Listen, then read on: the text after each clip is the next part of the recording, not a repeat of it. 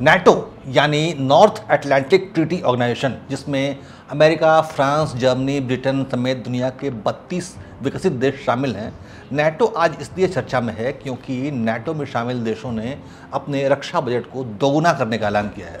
हालांकि नाटो के जो देश हैं वो दुनिया के दूसरे छोर पर बसते हैं, लेकिन उनका डिफेंस बजट बढ़ना भारत के लिए अच्छी खबर है। मैं बताता हूँ आखिर कैसे।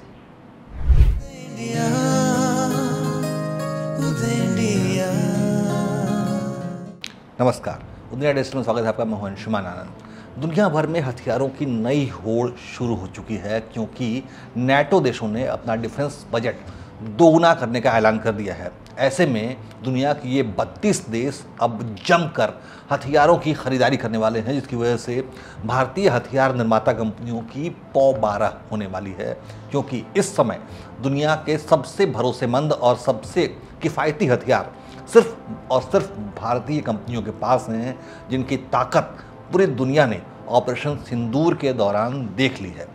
नाटो देशों की रक्षा बजट बढ़ाने संबंधी बैठक बुधवार 26 जून को हुई, जिसमें रक्षा बजट को दोगुना करने के प्रस्ताव को मंजूरी दी गई। इस प्रस्ताव के मुताबिक नाटो सदस्य अपनी जीडीपी यानी ग्रॉस डोमेस्टिक प्रोडक्शन का 5% रक्षा और उससे जुड़ी दूसरी चीज़ों में निवेश करेंगे। नाटो देशों का रक्षा बजट फिलहाल 2% है, जिसकी मंजूरी साल 2014 में वेल्स में मिली थी। इस बार नाटो के सदस्य देशों से उम्मीद की जा रही है कि वो जीडीपी का 3.5% हिस्सा रक्षा के मुख्य हिस्से यानी हथियार और सेना पर खर्च करें। इसके अलावा नाटो देशों की जीडीपी का 1.5% हिस्सा ब्रॉडर डिफेंस और रक्षा से जुड़े निवेशों पर खर्च किया जाएगा, जिसमें सड़कों, पुलों और बंदरगाहों को बेहतर से बेहतर बनाना है। इसके अलावा साइबर सिक्योरिटी और ऊर्जा की पाइपलाइनों की सुरक्षा व्यवस्था को दुरुस्त किया जाना शामिल है। कई नाटो देशों के लिए खर्च में इजाफा बहुत बड़ा है। 32 देशों के संगठन नाटो में सिर्फ 22 देश ही रक्षा पर पिछले साल अपनी जीडीपी का 2% या उससे ज़्यादा खर्च कर पाए थे। लेकिन अब बदलती वैश्विक परिस्थितियों में नाटो देशों ने अपने रक्षा बजट को दोगुने से ज़्यादा बढ़ाने का फैसला इसलिए किया है क्योंकि अमेरिका की अगुवाई वाले नॉर्थ अटलांटिक ट्रीटी ऑर्गेनाइजेशन यानी नाटो के देशों को रूस, चीन, ईरान जैसे देशों से खतरा महसूस हो रहा है। लेकिन नाटो देशों का रक्षा बजट बढ़ना Hindustan aeronautics limited, Bharat dynamics limited, Adani defence, Midhani, Bharat electronics limited जैसे भारतीय रक्षा उत्पादक संस्थानों के लिए बहुत ही ख़ास खबर है, क्योंकि नाटो में शामिल देश अपनी रक्षा ज़रूरतों की पूर्ति के लिए भारतीय कंपनियों की तरफ बहुत ही आशा भरी निगाहों से देख रहे हैं। भारत में बने हथियार जैसे कि BrahMos supersonic missile system, Akash missile system, Pinaka multi barrel rocket launcher, Tejas fighter jet और स्वदेशी जो भारत के ड्रोन हैं, उन्होंने दुनिया भर में क्वालिटी के मामले में अपनी पहचान स्थापित कर दी है। ये हथियार न केवल बहुत ही एडवांस हैं, बल्कि इनके रख रखाव से जुड़ी दूसरी लागत भी बहुत ही कम है। और सबसे बड़ी बात ये है कि जो स्वदेशी उत्पाद हैं, जो भारतीय उत्पाद हैं, वो पश्चिमी देशों के रक्षा उत्पादों के मुकाबले बहुत ही सस्ते हैं। लेकिन वास्तविक जंग की परिस्थितियों में ये जो हमारे भारतीय उत्पाद हैं वो पश्चिमी उत्पादों से ज़्यादा भरोसेमंद हैं। इसीलिए यूरोप के कई देशों ने भारत से सीधा हथियार खरीदने की प्रक्रिया शुरू कर दी है।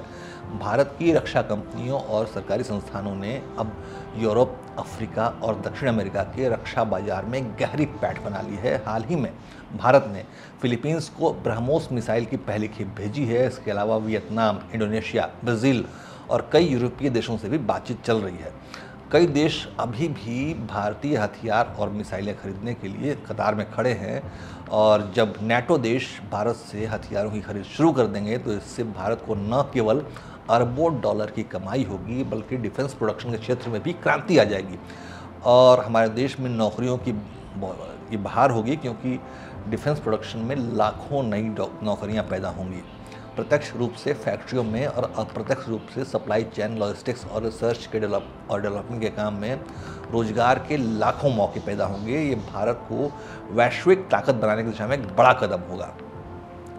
बात यह है कि अमेरिका हो या रूस, दुनिया भर की महाशक्तियां हैं, वो हथियारों के दम पर ही पूरी दुनिया में अब तक शासन कर रही हैं, अब तक राज कर रही हैं। लेकिन अब ये भारत के सामने बड़ा मौका है कि इस रक्षा उत्पादन में भारत एक बड़ा प्लेयर बनकर उभरे, जिससे कि वो अपने हिसाब से वैश्विक रणनीति को डिसाइड कर सके, वैश्विक रणनीति को प्रभावित कर सके।